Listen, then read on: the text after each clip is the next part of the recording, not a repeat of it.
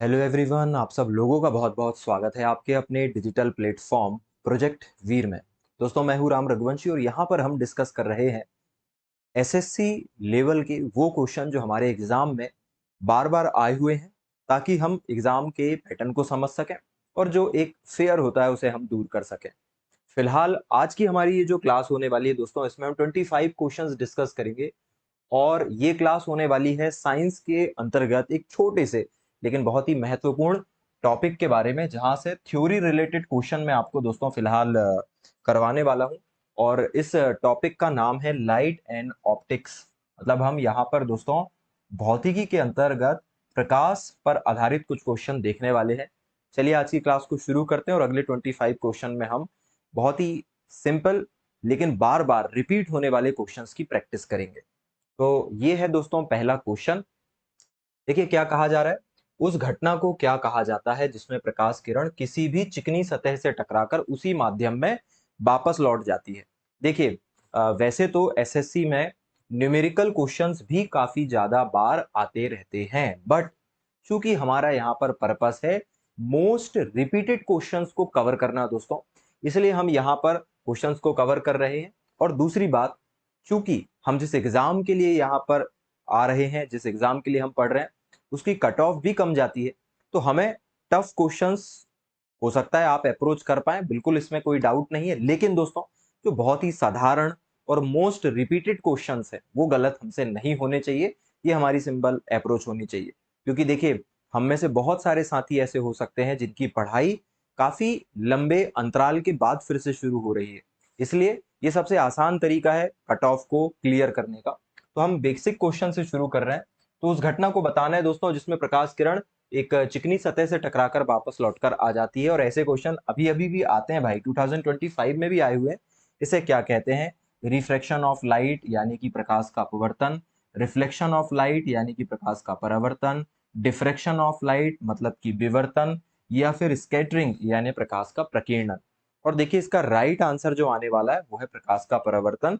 ये तो हम जानते हैं दोस्तों कि किसी भी सतह से जब लाइट टकराकर उसी माध्यम में लौट जाता है तो इस घटना को रिफ्लेक्शन ऑफ लाइट कहते हैं। जो प्रकाश की किरण आती है उसे आपतित किरण, जो कोण बनता है उसे एंगल ऑफ इंसिडेंट मतलब कि आपतन कोण, जो किरण परिवर्तित होती है परिवर्तित किरण, और जो एंगल बनता है उसे एंगल ऑफ रिफ्लेक्शन कहते हैं। चलिए आगे की बात करते हैं। वैसे इसका राइट आंसर तो मैंने आपको बता ही दिया है। क्वेश्चन नंबर 2 की तरफ जाते हैं दोस्तों, थोड़ा सा एप्लीकेशन बेस्ड क्वेश्चन है। दंत चिकित्सक मतलब कि डेंटिस्ट के द्वारा मरीजों के दांतों का बड़ा प्रतिबिंब देखने के लिए किस दर्पण का उपयोग किया जाता है? Which type of mirror is used by dentist to see a magnified image of teeth of patient? Option देख लीजिए, उत्तल दर्पण। दूसरा ऑप्शन आपके सामने है दोस्तों यहाँ पर समतल दर्पण, अवतल दर्पण या बेलनाकार दर्पण यानी कि convex mirror, plane mirror, concave mirror या सिलेंड्रिकल मिरर। और इसका राइट आंसर आएगा दोस्तों अवतल दर्पण। देखिए दोस्तों अवतल दर्पण जो है ये एक ऐसा दर्पण होता है जिसका अंदर वाला तल जो है वो दोस्तों ये धसा हुआ होता है, और बाहर वाला जो तल होता है यह रिफ्लेक्टर के भांति जो है वो काम करता है। ठीक है, तो इस दर्पण का उपयोग दोस्तों यहाँ पर किया जाता है। चलिए आगे बढ़ते हैं। तो इसका राइट आंसर क्या आएगा दोस्तों? अवतल दर्पण। और जब आप किसी अवतल दर्पण के अंदर, दोस्तों ये अवतल दर्पण है, और इस अवतल दर्पण में मान लीजिए ये जो है इसका क्या है? फोकस है, ये इसका सेंटर ऑफ कर्वेचर है। तो जब फोकस और ध्रुव के बीच में आप वस्तु को रखते हो तो इसका जो प्रतिबिंब है दोस्तों वो यहाँ पर कहीं बनता है, जो कि बड़ा प्रतिबिंब हमको देखने को मिलता है। और इसका उपयोग शेविंग मिरर में या फिर डॉक्टर्स के द्वारा दांतों को, या ईएनटी डॉक्टर्स जो होते हैं, ईयर नोज और थ्रोट यानी नाक कान और गले के जो डॉक्टर्स होते हैं वो इसका उपयोग जो है वो करते हैं। चलिए फिलहाल क्वेश्चन नंबर 3 की तरफ आ जाइए। बहुत बेसिक क्वेश्चन है। आकाश का रंग नीला दिखाई देता है और प्रकाश की यह किस परिघटना का मुख्य परिणाम है? The blue color of sky is major consequence of which phenomena of light? ये भी एसएससी का ही क्वेश्चन है। स्कैटरिंग ऑफ लाइट मतलब कि प्रकाश का प्रकीर्णन, या टोटल इंटरनल रिफ्लेक्शन टीआईआर जिसको कहते हैं, पूर्ण आंतरिक परावर्तन, या फिर दोस्तों प्रकाश का विक्षेपण डिस्पर्शन या फिर रिफ्रैक्शन यानी कि प्रकाश का अपवर्तन। देखिए, आकाश का रंग नीला दिखाई देना ये दोस्तों प्रकाश के प्रकीर्णन के कारण होता है। हम सभी जानते हैं कि जो लाइट होता है दोस्तों, यह 7 कलर से, 7 रंगों से मिलकर बना होता है, जिसमें जो नीला रंग होता है दोस्तों, यह सबसे ज्यादा फैलता है क्योंकि इसकी जो वेवलेंथ है वो सबसे कम होती है। और वहीं लाल रंग जो है दोस्तों, वह आसानी से नहीं फैलता है क्योंकि इसकी तरंगदैर्घ्य जो है वो कैसी होती है, ज्यादा होती है। तो नीला रंग चूंकि जल्दी फैल जाता है, इसलिए पूरा आकाश नीले कलर का दिखाई देता है। लाल रंग कम फैलता है, इस वजह से हम लाल रंग का उपयोग ब्रेक लाइट में, एडवर्टाइजमेंट में आदि चीजों में करते हैं। ठीक है। और ये बात किसने बताई थी? ये बात बताई थी दोस्तों हमको रेले नामक वैज्ञानिक ने। तो रेले ने बताया था कि तरंगदैर्घ्य और प्रकीर्णन का आपस में संबंध होता है।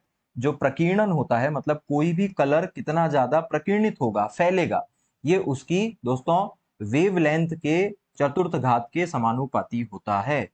मतलब सीधा सा मतलब है कि जिसकी वेवलेंथ जितनी ज्यादा होगी वो उतना कम फैलेगा, और जिसकी वेवलेंथ जितनी कम होगी वो उतना जल्दी फैल जाएगा। तो प्रकाश में नीला रंग जल्दी फैलता है, इस बात का आप ध्यान रखिएगा। और राइट आंसर है ए इज द राइट आंसर, प्रकाश का प्रकीर्णन। आगे चलते हैं, क्वेश्चन नंबर 4 की हम यहाँ पर बात करेंगे। बस एक सेकेंड रुकिएगा, मैं सारी चीजें एक बार चेक कर लूँ, सारी टेक्निकल चीजें। चलिए, तो क्वेश्चन नंबर 4, पानी में डूबी हुई छड़ हमें मुड़ी हुई दिखाई देती है, इसका मुख्य कारण क्या है? और यह क्वेश्चन एसएससी का क्वेश्चन है। प्रकाश का परावर्तन इसका कारण है, या प्रकाश का अपवर्तन, या प्रकाश का ध्रुवण, या प्रकाश का व्यतिकरण। इंग्लिश में बात करूं तो रिफ्लेक्शन, रिफ्रैक्शन, पोलराइजेशन, या फिर इंटरफेरेंस। किस वजह से हमें पानी में डूबी हुई छड़ जो है वो मुड़ी हुई दिखाई देती है, या फिर पानी में डूबा हुआ सिक्का तली से ऊपर उठा हुआ दिखाई देता है? इसका राइट आंसर आएगा दोस्तों प्रकाश का अपवर्तन। देखिए, ये एक माध्यम है, जिसे हम कह दे रहे हैं माध्यम 1, और ये दोस्तों कोई और दूसरा माध्यम है जिसे हम कह दे रहे हैं माध्यम 2। और जब भी कोई प्रकाश की किरण दोस्तों एक माध्यम से दूसरे माध्यम में आती है तो वैसे तो प्रकाश सीधा चलता है, लेकिन माध्यम के कारण वह अपने मार्ग से विचलित हो जाती है, और इस मार्ग का विचलन ही क्या कहलाता है? अपवर्तन कहलाता है। अब अगर देखने वाला व्यक्ति यहां से उसको देखेगा तो उसे वस्तु यहां दिखाई देगी, जबकि वस्तु यहां पर है। मतलब ये प्रकाश का जो अपवर्तन है दोस्तों, इसकी वजह से हमें कई बार पानी में डूबा हुआ सिक्का ऊपर उठा हुआ, या पानी में डूबी हुई छड़ हमें मुड़ी हुई दिखाई देती है। ठीक है, प्रकाश का अपवर्तन। तो राइट आंसर क्या हो जाएगा? प्रकाश का अपवर्तन हो जाएगा। ठीक है, चलिए भाई आगे की बात करते हैं। क्वेश्चन नंबर 5, ऑप्टिकल फाइबर मुख्य रूप से प्रकाश के किस सिद्धांत पे काम करता है? और यह क्वेश्चन बहुत ही ज्यादा महत्वपूर्ण है। प्रकाश का विवर्तन यानी कि डिफ्रैक्शन, प्रकाश का अपवर्तन मतलब कि रिफ्रैक्शन, प्रकाश का पूर्ण आंतरिक परावर्तन मतलब कि टोटल इंटरनल रिफ्लेक्शन, या प्रकाश का प्रकीर्णन मतलब कि स्कैटरिंग ऑफ लाइट। ये आपको बताना है। ऑप्टिकल फाइबर प्रकाश के किस सिद्धांत पर काम करता है? और ऑप्टिकल फाइबर काम करता है दोस्तों टोटल इंटरनल रिफ्लेक्शन पर। और टोटल इंटरनल रिफ्लेक्शन वो घटना होती है जिसमें अपवर्तन के बाद प्रकाश उसी माध्यम में लौट जाता है।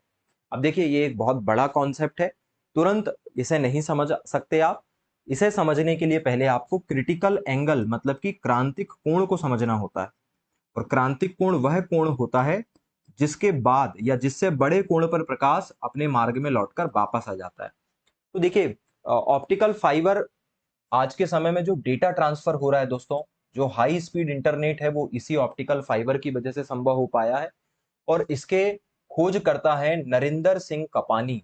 एक इंडियन व्यक्ति ने इसकी खोज की है, और नरिंदर सिंह कपानी को ही फादर ऑफ फाइबर ऑप्टिक्स कहा जाता है। इस बात की भी एक्स्ट्रा जानकारी मैं आपको दे देता हूं। तो 5 नंबर के क्वेश्चन का राइट आंसर आने वाला है सी। तो देखिए, ये इसका राइट आंसर है। प्रकाश का पूर्ण आंतरिक परिवर्तन जो होता है दोस्तों, वही सिद्धांत इस्तेमाल किया जाता है किसमें? ऑप्टिकल फाइबर में। ठीक है, चलिए आगे चलते हैं, क्वेश्चन नंबर 6 की तरफ चलते हैं। तारों का टिमटिमाना वायुमंडल में प्रकाश की किस क्रिया के कारण होता है? निरंतर होने वाले परावर्तन यानी कि कॉन्टिन्यूअस रिफ्लेक्शन, या फिर क्रमिक अपवर्तन सक्सेसिव रिफ्रैक्शन, या फिर दोस्तों क्रोमेटिक डिस्पर्शन यानी कि वर्ण विक्षेपण, या पूर्ण आंतरिक परावर्तन मतलब कि टोटल इंटरनल रिफ्लेक्शन। ऐसी कौन सी घटना है जिसकी वजह से तारे टिमटिमाते हमें नजर आते हैं? ये क्वेश्चन नंबर 6 है और इसका राइट आंसर आएगा रिफ्रैक्शन। क्योंकि वायुमंडल बहुत सारी गैसों से मिलकर बना है और गैसों की परतों का तापमान अलग अलग होता है। जो धरती के सबसे करीब होती है वो गर्म हो जाती है, ऊपर हवा का तापमान कम होता है और तापमान के कारण माध्यम का जो घनत्व है वो बदलता है और घनत्व बदलने से अपवर्तनांक बदलता है, जिसके फलस्वरूप हमें तारे टिमटिमाते हुए नजर आते हैं। तो इसका राइट आंसर क्या आएगा? क्रमिक अपवर्तन आएगा। जैसा कि मैंने आपको बताया था, वायुमंडल की परतों का तापमान बदलता है, उसकी वजह से घनत्व बदलता है और घनत्व की वजह से आने वाला प्रकाश अपवर्तित हो जाता है और हमें तारे टिमटिमाते हुए नजर आते हैं। क्वेश्चन नंबर 7 दोस्तों, वाहनों के पीछे का यातायात देखने के लिए रियर व्यू मिरर में किस दर्पण का उपयोग किया जाता है? Which mirror is used as a rear view mirror in vehicle to observe the traffic behind? और यह क्वेश्चन भी आया हुआ क्वेश्चन है। इसके ऑप्शन की तरफ देखिए, अवतल दर्पण यानी कि कॉनकेव मिरर, समतल दर्पण मतलब कि प्लेन मिरर, उत्तल दर्पण यानी कि कॉनकेव मिरर, या परवलयिक दर्पण यानी कि parabolic mirror. Question number 7 simple सी बात है, आपने देखा होगा गाड़ियों में एक आईना लगा रहता है जिससे हम पीछे आने वाले व्हीकल को देखते हैं। आपसे पूछा जा रहा है कि किस व्हीकल का उपयोग किया जाता है? दोस्तों उत्तल दर्पण का उपयोग किया जाता है इसमें, क्योंकि उत्तल दर्पण एक बड़ी सी वस्तु को दर्पण के अंदर छोटी वस्तु के रूप में दिखा देता है। तो हमें बड़ा सा ट्रक एक छोटे से आईने के अंदर इसलिए दिखा जाता है क्योंकि ये उत्तल दर्पण की विशेषता है और इसी का उपयोग हम किस में करते हैं? वाहनों के पीछे रियर व्यू में करते हैं। चलिए आगे की बात करते हैं हम। तो राइट आंसर क्या आएगा? उत्तल दर्पण, क्योंकि इसमें बनने वाला प्रतिबिंब हमेशा सीधा बनता है। अगर उल्टा बनेगा तो भी देखने में दिक्कत होगी, छोटा बनता है और आभासी बनता है। तो सीधा और छोटा बनने के कारण हम इसका उपयोग करते हैं। वहीं अगर हम इससे विपरीत अवतल दर्पण लगा देंगे तो प्रतिबिंब एक तो उल्टा बनेगा, दूसरी बात काफी बड़ा प्रतिबिंब बनेगा और उतने से मिरर में देखना संभव नहीं है। इसलिए क्वेश्चन नंबर 8, जब श्वेत प्रकाश एक ग्लास प्रिज्म से गुजरता है तो वह 7 रंगों में विभाजित हो जाता है। इस परिघटना को क्या कहा जाता है? When white light pass through a glass prism, the split into 7 colors. What is the phenomena called? प्रकाश का प्रकीर्णन इसे कहते हैं, या विक्षेपण, या अपवर्तन, या परावर्तन? देखिए बड़ी सिंपल सी बात है, मैं इसको आपको अलग से बताता हूं। वैसे इसका राइट आंसर आएगा प्रकाश का विक्षेपण। दोस्तों देखिए, ये एक ग्लास का प्रिज्म है और एक लाइट जो है वो इसके ऊपर आपतित हो रही है। वैसे तो हमेशा हम इस बात को देखते हैं कि लाइट हमेशा सीधी रेखा में गति करना चाहिए, प्रकाश हमेशा सीधी रेखा में गति करता है। लेकिन चूंकि बाहर एयर थी दोस्तों, अंदर ग्लास है और फिर बाहर एयर है, इस वजह से बार बार मीडियम चेंज हो रहा है। हवा की तुलना में ग्लास का घनत्व ज्यादा है, इस वजह से लाइट जो है वो अपवर्तित हो जाएगा और इसके बाद फिर एक बार और इस लाइट को सीधे चले जाना था, लेकिन अब ये जो लाइट है ये इस तरीके से अलग अलग कलर में विभक्त हो जाएगा। और दोस्तों इसी घटना को प्रकाश का विक्षेपण कहा जाता है। इसी घटना को क्या कहते हैं? प्रकाश का विक्षेपण। और इसी को आपने ऐसे पढ़ा होगा, बैजानी हपी नाला, या फिर आपने इसको पढ़ा होगा दोस्तों कैसे, विप विप ग्योर के तौर पे पढ़ा होगा। तो इस घटना को क्या कहा जाता है? विक्षेपण कहा जाता है। इसलिए क्वेश्चन नंबर जो 8 है उसका राइट आंसर क्या आ जाएगा? प्रकाश का विक्षेपण। यानी कि option number B is the right answer. इसमें आंसर इसी स्लाइड में आ गया है भाई, चलो ठीक है, पर हमने इसे समझ लिया। फिलहाल आगे की तरफ चलते हैं, क्वेश्चन नंबर 9 की तरफ। और मैं यही हमारी कोशिश है दोस्तों, कम से कम समय में ज्यादा से ज्यादा क्वेश्चन आपको फिलहाल डिलीवर कर सकें। समय भी बचेगा आपका और आपको अच्छा भी लगेगा। चलिए क्वेश्चन नंबर 9, स्वस्थ मानव आंख के लिए स्पष्ट दृष्टि की न्यूनतम दूरी कितनी होती है? 25 सेंटीमीटर, 2.5 सेंटीमीटर, या फिर 25 मीटर, या फिर अनंत? और इसका राइट आंसर है दोस्तों 25 सेंटीमीटर। मतलब माना जाता है कि अगर हमें सही तरीके से किसी भी चीज को देखना है तो आंख और वस्तु के बीच में दोस्तों, आंख और वस्तु के बीच में जो दूरी है वो कितनी होनी चाहिए? 25 सेंटीमीटर होनी चाहिए। That is the ideal distance between object and eye for a right and good healthy vision. ठीक है, चलिए क्वेश्चन नंबर 9 का तो राइट आंसर आ जाएगा 25 सेंटीमीटर। 25 सेंटीमीटर से अगर आप देख रहे हो तो आंखों को किसी भी प्रकार का कोई तनाव नहीं होता है। चलिए, वैसे एक बार मैं आपको बता दूं कि आंखों की देखने की क्षमता अनंत है दोस्तों, इसलिए आप बहुत दूर स्थित तारों को भी देख पाते हैं। चलिए आगे चलते हैं। निकट दृष्टि दोष जिसे कहते हैं मायोपिया से पीड़ित व्यक्ति को किस प्रकार के लेंस वाले चश्मे का उपयोग करने की सलाह दी जाती है? उत्तल लेंस मतलब कॉन्वेक्स, अवतल लेंस मतलब कि कॉनकेव, या फिर द्विफोक्सी लेंस यानी कि बाईफोकल लेंस, और है बेलनाकार लेंस मतलब कि सिलेंड्रिकल लेंस। और ये भी 2025 में आया हुआ क्वेश्चन है, ये सीपीयू में आया था और आपसे पूछा जा रहा है कि जो मायोपिया होता है दोस्तों, देखिए निकट दृष्टि दोष जो होता है यह एक ऐसा दृष्टि दोष है जिसमें व्यक्ति को दूर की वस्तु नहीं दिखाई देती। निकट दृष्टि दोष में दूर का धुंधला दिखाई देता है, ठीक है। और इसे ठीक करने के लिए अवतल प्रकार के लेंस का उपयोग किया जाता है, इस बात का ध्यान रखिएगा, जिसका पावर हमेशा माइनस में होता है। तो अगर किसी का पावर माइनस में है तो आप समझ जाइए कि उसे अवतल लेंस लगा है, मतलब उसे मायोपिया है। तो राइट आंसर है दोस्तों अवतल लेंस।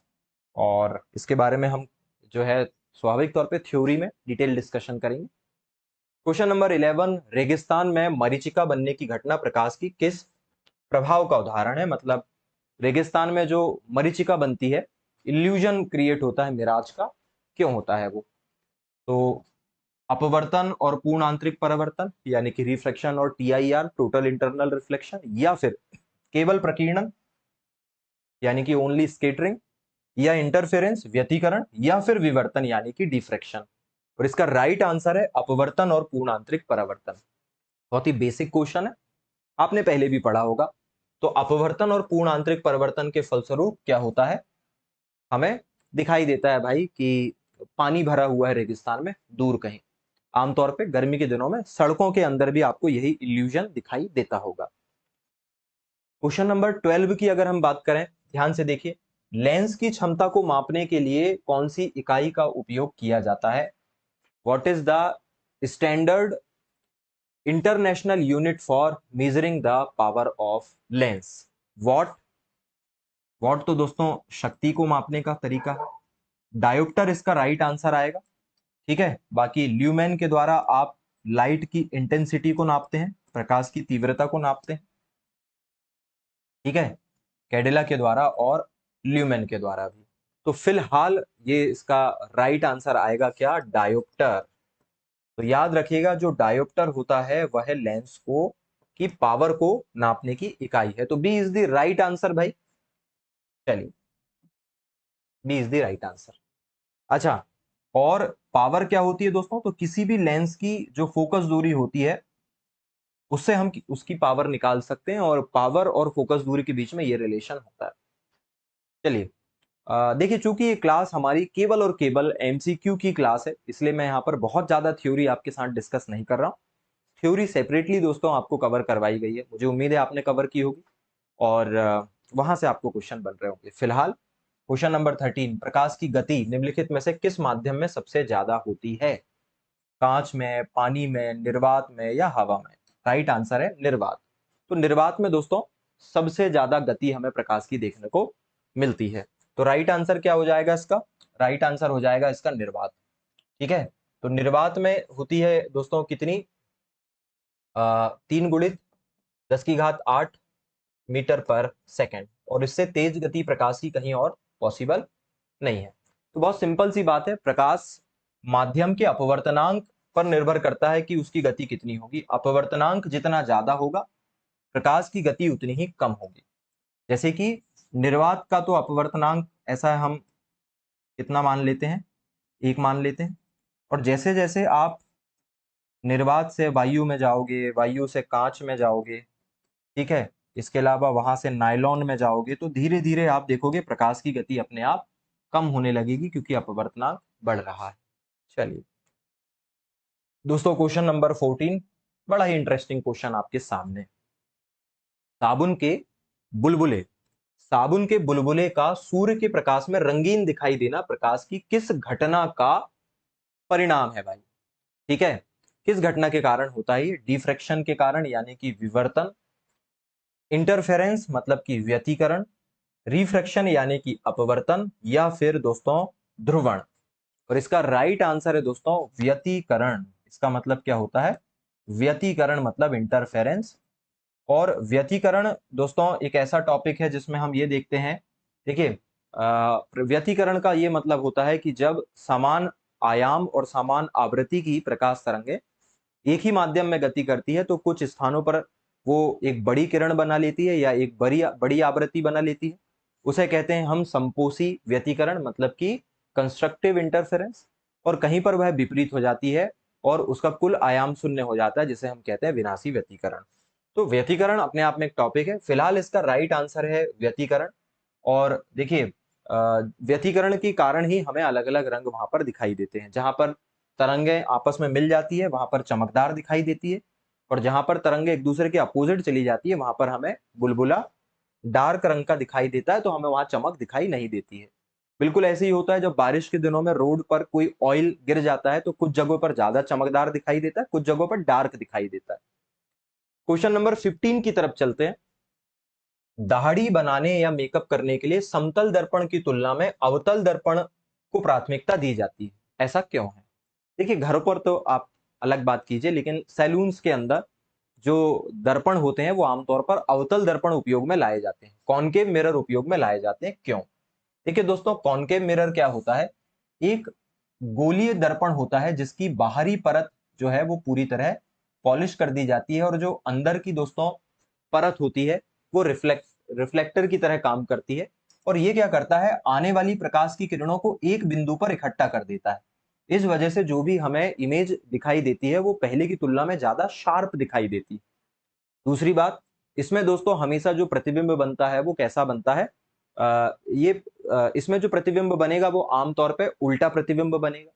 तो भले उल्टा बनेगा प्रतिबिंब, लेकिन चूंकि प्रकाश की किरणें एक दूसरे से टकराएंगी मतलब कि वास्तविक प्रतिबिंब बनेगा, और इस वजह से हमें रियल और शार्प इमेज दिखाई देती है। तो आपको वही बताना है कि क्यों हम इसका उपयोग करते हैं, क्योंकि हमें सीधा मतलब हम सॉरी, यहाँ पर किसका अवतल दर्पण का उपयोग हम इसलिए करते हैं क्योंकि हमें कैसा प्रतिबिंब दिखाई देता है। भाई क्वेश्चन नंबर ये है 15 और इसका राइट आंसर आपको देखने को मिलेगा। ये अवतल दर्पण के अंदर हमें सीधा और आवर्धित प्रतिबिंब जो है वो दिखाई देता है। अब ऐसा क्यों होता है इसको जरा समझना। देखिए ये है दोस्तों एक अवतल दर्पण। अब यहां पर एक बात समझना, ये है अवतल दर्पण का ध्रुव P, ये है भाई इसका फोकस, ये है इसका सेंटर ऑफ कर्वेचर, राइट। अब देखिए मान लीजिए कि आपने एक वस्तु जो है वो कहां पर रखी हुई है, कहीं पर भी रख दीजिए, एक दर्पण लगा हुआ है और आप इसके सामने बैठे हो, लाइक ये इस प्रकार आप यहां पर बैठे हुए हैं। तो एक प्रकाश की किरण मान लीजिए यहां से जा रही है इस प्रकार, और ये नियम है दोस्तों कि मुख्य अक्ष के समांतर आने वाली किरण जो है वो हमेशा कहां से होकर गुजरती है? फोकस से होकर गुजरती है। तो कहां से होकर गुजर गई? फोकस से। और दूसरा जो है यहां से जाने वाली जो प्रकाश की किरण है, मान लीजिए यहां से जा रही है, वक्रता केंद्र से जा रही है, या तो वक्रता केंद्र से नहीं जा रही, पहले एक एक करके देख लेते हैं। वक्रता केंद्र से जाने वाली प्रकाश की किरण उसी मार्ग में लौट जाती है। तो दोनों किरणें जहां पर आपस में टकराएंगी वहां पर हमें प्रतिबिंब देखने को मिलेगा। ये हमें प्रतिबिंब देखने को मिला, और प्रतिबिंब वस्तु से छोटा। देखिए मैं वही इसलिए डायग्राम बनाया हूं क्योंकि पीपीटी में कुछ बातें गलत हो गई। वस्तु से छोटा, उल्टा, और वास्तविक प्रतिबिंब हमें देखने को मिलता है। ये प्रतिबिंब हमें देखने को मिलता है अवतल दर्पण के अंदर। क्लियर है? बात समझ में आ रही? ठीक है, यहां पर प्रतिबिंब हमें दिखाई देता है। लेकिन आमतौर पे क्या होता है, अब ये तो नॉर्मल सिचुएशन हो गई। अब आमतौर पे क्या होता है, हम जब भी सैलून्स के अंदर बैठते हैं दोस्तों, तो हम दर्पण के एकदम पास बैठते हैं। जैसे कि ये हो गया इसका ध्रुव, ये हो गया दोस्तों इसका फोकस, और ये हो गई इसकी वक्रता त्रिज्या। अब मान लीजिए आप एकदम दर्पण के पास किसी वस्तु को रख देंगे तो क्या होगा? पहली प्रकाश की किरण समांतर आएंगी, और समांतर आने वाली प्रकाश की किरण हमेशा कहां से होकर चली जाती है दोस्तों? फोकस से होकर चली जाती है। और जो दूसरी जो प्रकाश की किरण है दोस्तों, वो कहां से आती है? तो दूसरी प्रकाश की किरण आ रही है कहां से? ये वक्रता त्रिज्या से आ रही है कुछ इस प्रकार, और ये इसी मार्ग में चली जा रही है। अब आप देखेंगे कि ये दो किरणें तो कभी एक दूसरे से नहीं मिल सकती, क्योंकि आप इन्हें जितना भी दूर लेकर जाएंगे ये एक दूसरे से और दूर होती चली जाएगी। तो हमने कोशिश किया कि यार अगर ये कभी पीछे जाती तो क्या होता। तो दोस्तों अगर ये पीछे जाती तो इस प्रकार मिलती, और यहां हमें एक बड़ा सा प्रतिबिंब देखने को मिलता, जो कि आभासी होता लेकिन बड़ा होता, और हमें बेहतर चीजें ज्यादा अच्छे से दिखाई देती। तो देखिए, आमतौर पर जो एक अवतल दर्पण है वो इस प्रकार बिहेव करता है, लेकिन ये एकमात्र ऐसी कंडीशन है जहां पर वस्तु ध्रुव और फोकस के बीच में रख दी जाती है, तो प्रतिबिंब वस्तु से बड़ा बन जाता है और आभासी बन जाता है। आमतौर पर हम जब शेविंग मिरर में देखते हैं तो अपने आप को बहुत पास से देखते हैं, इस वजह से हमें चेहरा अपने चेहरे से बड़ा दिखाई देता है, और इस वजह से हेयर्स को देखना पहले की तुलना में आसान हो जाता है। तो यहां पर ये जो बात लिखी है ना कि वैसे तो सही लिखा है, चेहरे की बात हो रही है, तो आमतौर पर प्रतिबिंब उल्टा बनता है, लेकिन चूंकि जब आप वस्तु को पी और एफ के बीच में रख देते हो, ये भी लिखना था यहाँ पर, तो बड़ा प्रतिबिंब बनता है, इसलिए इसका राइट आंसर क्या आने वाला है? बी आने वाला है। ठीक है, चूंकि चेहरे की बात हो रही है, स्पष्ट है वैसे बात, पर और इसको स्पष्ट लिखा जाना चाहिए था, इसमें दिक्कत हो सकती है, पर फिलहाल तो आप ऐसे ही लेकर चलिए भाई, मैंने आपको सारी बातें यहाँ पर क्लियर करके बता दी। चलिए क्वेश्चन नंबर दोस्तों 16, मानव आंख में किसी वस्तु का प्रतिबिंब उसके किस भाग पर बनता है? कॉर्निया पर बनता है, पुतली पर बनता है, रेटिना पर बनता है, या फिर आइरिस पर बनता है? देखिए, आंखों की संरचना की अगर मैं बात करूं दोस्तों, आंखों की संरचना मैं नहीं बना रहा हूं, वरना हमारी क्लास बहुत बड़ी हो जाएगी। वैसे आंख दोस्तों इस प्रकार की तीन तीन लेयर से मिलकर बनी होती है, और बाहर वाली जो लेयर होती है दोस्तों वो कुछ इस प्रकार होती है, जिसे कहा जाता है कॉर्निया। इसे क्या कहते हैं? कॉर्निया कहते हैं। ठीक है, और ये जो सेकंड वाली लेयर होती है वो इस प्रकार यहाँ पर सिलियरी बॉडी बनाती है, इसे क्या कहा जाता है? Ciliary body. और इसी सिलियरी बॉडी में दोस्तों सिलियरी फाइबर और मसल्स होती है, जिसमें हमारा लेंस रखा होता है, और ये जो लेंस है दोस्तों ये यहाँ पर अपना इमेज बनाता है, ये इसलिए इसे हम कहते हैं पर्दा, और ये पर्दा वास्तव में क्या होती है? रेटिना होती है। तो अब आपसे कहा जा रहा है कि हमारी आंखों में किसी भी वस्तु का जो प्रतिबिंब है वो कहां पर बनता है? स्वाभाविक सी बात है, कहां पर बनता है? रेटिना में बनता है। ठीक है, अगर लेंस और रेटिना के बीच में कोई भी गड़बड़ हो जाए और प्रतिबिंब जहां बनना चाहिए वहां ना बने, या तो इसके आगे बन जाए या इसके पीछे बनने लगे, तो फिर समस्या हो जाती है, जिसको मायोपिया या फिर हम हाइपरमेट्रोपिया या प्रेसबायोपिया कहते हैं, यानी कि दृष्टि दोष कहते हैं। तो फिलहाल इसका आंसर क्या आएगा? सी इज द राइट आंसर। चलिए आगे चलते हैं भाई, क्वेश्चन नंबर 17 की तरह। सूर्य उदय से कुछ समय पहले और सूर्य अस्त के कुछ समय बाद सूर्य का दिखाई देना किस घटना का परिणाम है? वायुमंडलीय अपवर्तन मतलब एटमॉस्फेरिक रिफ्रैक्शन, या फिर प्रकाश का प्रकीर्णन, या फिर प्रकाश का विक्षेपण, या पूर्ण आंतरिक परावर्तन? देखिए, इसका राइट आंसर आने वाला है प्रकाश का विक्षेपण। मैंने अभी आपको बताया था कि जिस रंग की तरंगदैर्घ्य ज्यादा होगी वो कम फैलेगा, और जिसकी तरंगदैर्घ्य कम होगी वो, सॉरी शायद उल्टा हो गया, ध्यान से सुनिएगा। जिस रंग के प्रकाश की तरंगदैर्घ्य जितनी ज्यादा होगी वो कम फैलेगा, जो कि लाल की जो तरंगदैर्घ्य होती है, वेवलेंथ होती है, वो बहुत ज्यादा होती है, इसलिए वो कम फैलता है, तो सूर्य के आसपास ही रह पाता है। नीले कलर की तरंगदैर्घ्य कम है, इसलिए वो ज्यादा फैलता है और दूर तक फैल जाता है। ठीक है, अब देखिए, जब हम सूर्य उदय को देखते हैं, अब ये हमारी अर्थ है दोस्तों, और इस अर्थ में सूर्य उदय जब सूर्य यहां रहता होगा तब हमें दिखाई देता होगा, क्षितिज पर दिखाई देता है। 12 बजे के करीब सूर्य यहां पर आ जाता है दोस्तों, 12 बजे, सुबह 6 बजे यहां रहता है, और शाम को मान लीजिए 6 बजे क्या हो रहा है? सनसेट हो रहा है, तो यहां पर आ जा रहा है। अब चूंकि यहां पर दूरी कम होती है, इसलिए हमें लगभग लगभग सारे रंग के प्रकाश एक साथ दिखाई देते हैं, इसलिए हमें लाइट ऑलमोस्ट व्हाइट कलर का दिखाई देता है। लेकिन चूंकि यहां पर दूरी ज्यादा है, और दूरी ज्यादा है, सॉरी माफ करना, यहां पर दूरी ज्यादा है, यहां पर भी दोस्तों दूरी कैसी है? ज्यादा है, क्योंकि नीले रंग का प्रकाश जल्दी फैल जाता है, इसलिए वो हमारी आंखों तक नहीं पहुंच पाता है। क्योंकि लाल रंग की तरंगदैर्घ्य ज्यादा होती है, इसलिए लाल रंग का प्रकाश हमारी आंखों तक पहुंचता है और हमें सूर्य उदय और सूर्य अस्त लाल दिखाई देते हैं। बहुत ही बेसिक सा कॉन्सेप्ट है। इसका राइट आंसर आएगा सी। चलिए क्वेश्चन नंबर 18 की तरफ हम जा रहे हैं भाई, क्योंकि हमें काफी सारी चीजें देखनी है। चलिए क्वेश्चन नंबर 18, धूप के चश्मों में चकाचौंध को कम करने के लिए किस तकनीक का उपयोग किया जाता है? कॉनकेव कोटिंग, या फिर पोलराइजेशन, या प्रिज्मेटिक लेंस, या फिर बाईफोकस लेंस। हम सभी जानते हैं तेज धूप में काम करने वाले लोग पोलराइड ग्लास का उपयोग करते हैं। पोलराइजेशन का मतलब होता है अलग अलग एंगल से आने वाली प्रकाश की किरणों में से केवल एक ही तरफ जाने वाली या एक ही एंगल से आने वाली प्रकाश की किरणों को आगे बढ़ाना। तो B is the right answer. Question number 19 दोस्तों, जब प्रकाश की कोई किरण हवा से कांच में आती है तो उसकी तरंगदैर्घ्य और उसके वेग पर क्या प्रभाव पड़ता है? ठीक है, ये आपको बताना है। और दोस्तों दोनों ही घट जाते हैं। इसका राइट आंसर क्या है? दोनों ही घट जाते हैं। क्यों घट जाते हैं भाई? देखिए, एयर की तुलना में जब कोई प्रकाश की किरण कहां पर आएगी दोस्तों? ग्लास में आएगी, कांच में आएगी, तो यह कम घनत्व से अधिक घनत्व में आएगी। और कम घनत्व से अधिक घनत्व में आने के कारण इसका जो वेग है, यानी कि इसकी जो वेलोसिटी है दोस्तों, वो अपने आप कैसी हो जाएगी? कम हो जाएगी। स्वाभाविक सी बात है। तो इसलिए इसका राइट आंसर क्या आएगा? सी आएगा। चलिए, सी इज द राइट आंसर, दोनों घट जाते हैं। राइट। चलिए भाई क्वेश्चन नंबर 20 दोस्तों, जरा दूरदृष्टि, बुढ़ापे में जो दूरदृष्टि की समस्या हो जाती है, प्रेस बायोपिया उसे इंग्लिश में कहते हैं, इसे दूर करने के लिए किस प्रकार का लेंस पहना जाता है? सिलेंड्रिकल, कॉनकेव, बाइफोकल, या फिर कॉन्वेक्स, यानी कि बेलनाकार, अवतल, दुई फोकस वाला, या फिर उत्तल। देखिए, आपने देखा होगा जो बूढ़े व्यक्ति होते हैं उनके चश्मों में कुछ इस प्रकार के ऐसे लेंस बने रहते हैं। ऊपर की तरफ होता है दोस्तों अवतल, और नीचे की तरफ होता है उत्तल। वैसे आजकल प्रोग्रेसिव लेंस भी आ गए हैं, पर आमतौर पे ऐसे लेंस इस्तेमाल किए जाते हैं।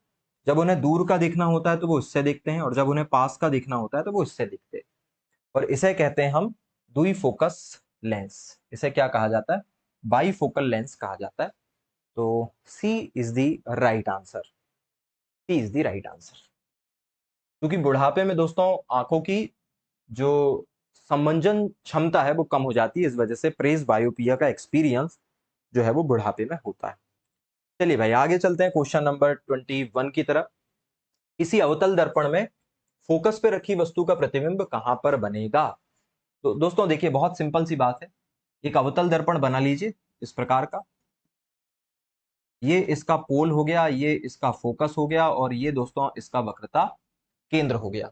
आपसे कहा जा रहा है कि अगर कोई वस्तु कहां पर रखी हुई है? फोकस पे रखी हुई है, ये फोकस पे रखी, तो इसका प्रतिबिंब कहां बनेगा? देखिए, एक प्रकाश की किरण जो समांतर आती है वो कहां चली जाती है? वो फोकस से होकर चली जाती है। कहां से होकर चली जाती है? फोकस से। बड़ी सिंपल सी बात। और दूसरी तरफ दोस्तों मान लीजिए दूसरी प्रकाश की किरण जो है, आ, उसको हम एक काम करते हैं, फोकस से जो है वो ले जा लेते हैं। तो फोकस से आने वाली जो प्रकाश की किरण है दोस्तों, वो कहाँ चली जाएगी? अनंत की तरफ जो है वो चली जाएगी। तो इस प्रकार हमें घटना जो है वो देखने को मिलने वाली है। और देखिए, बहुत सिंपल सा यहाँ पर फिनोमेना है। मैं आपको एक सिंपल सी सीधी सी बात बताता हूँ।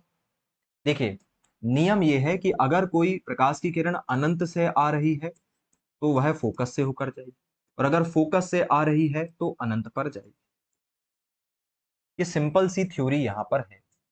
आप अगर डायग्राम ना भी बनाए और सिंपल सी थ्योरी को ध्यान में रखें तो इसका राइट आंसर ये आएगा कि हमें दर्पण के, यार इसका राइट आंसर आना चाहिए भाई क्या आपका? अनंत पर बनती है। कहां पर बनती है? अनंत पर। सिंपल है। इसका राइट आंसर क्या आएगा? अनंत पर। कैसे? मैं फिर से आपको बता देता हूं, देख लीजिए। ये है दोस्तों अवतल दर्पण, ये है इसका फोकस, सॉरी, ये है इसका पोल ध्रुव, ये है इसका फोकस, और ये है इसका वक्रता केंद्र। अब एक वस्तु है जो कहाँ रखी हुई है? कलर बदल लें क्या? नहीं, चले इससे इसी से काम चला लेते हैं। ये हमने फोकस पे वस्तु को रख दिया। देखिए, प्रतिबिंब बनाने के लिए कम से कम दो प्रकाश की किरणों का होना अनिवार्य है। तो पहली प्रकाश की किरण जो है ये हमने कहाँ लेकर आ गए? ये लेकर आ गए समांतर। और समांतर आने वाली प्रकाश की किरण हमेशा कहाँ से होकर जाती है? फोकस से होकर जाती है। चलिए, दूसरी प्रकाश की किरण हम कहां से लेकर जा रहे हैं? वक्रता केंद्र से लेकर जा रहे हैं। ये वक्रता केंद्र से लेकर गए और वक्रता केंद्र से जाने वाली प्रकाश की किरण उसी मार्ग में लौट जाती है।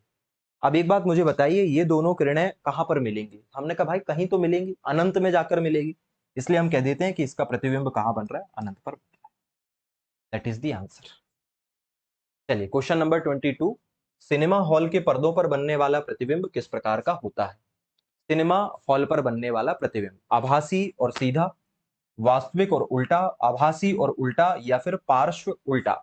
ये आपको बताना है और इसका राइट आंसर क्या रहेगा?